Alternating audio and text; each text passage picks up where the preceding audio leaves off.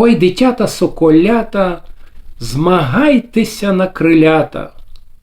Бо я уже сокол старий, уж мені крила поламани, горі доли, долів літаючи, свої діти питаючи, од юності до старости, і знемогли жили кости.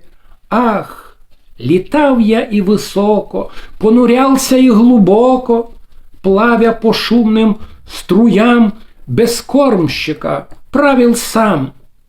А колько то стихий бурных, колько молний и стрел бурных, изниз от врагов природных, и от чужих, и от родных, не красился пирьем чужим, а крепился духом дужим, не изменял ни на страстях, терпел биду в тех напастях.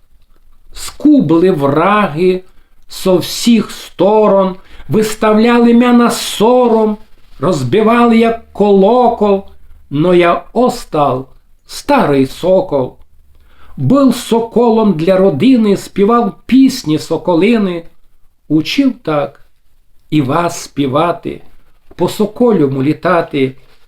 Так, дитята соколята, змагайтеся на крилята, старий сокол вже не может. Он вам больше не поможет. Білий ваш світ, білий світ, в нем доселі гріха ніт. Не беріте чуже пір'я, бо то ваших лиш потіря. Смислі огорній жизні жийте в благо для отчизни, а чужини стережіться, чуже вас не устоїться. А я свершив мою жизнь, дни спою последню пісню, пісню последню для вас, милих соколиков сизокрилих.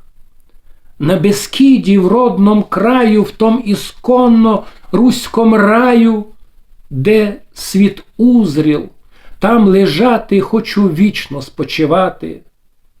Схороніте мя в дубраві при скалах, в густой темряві.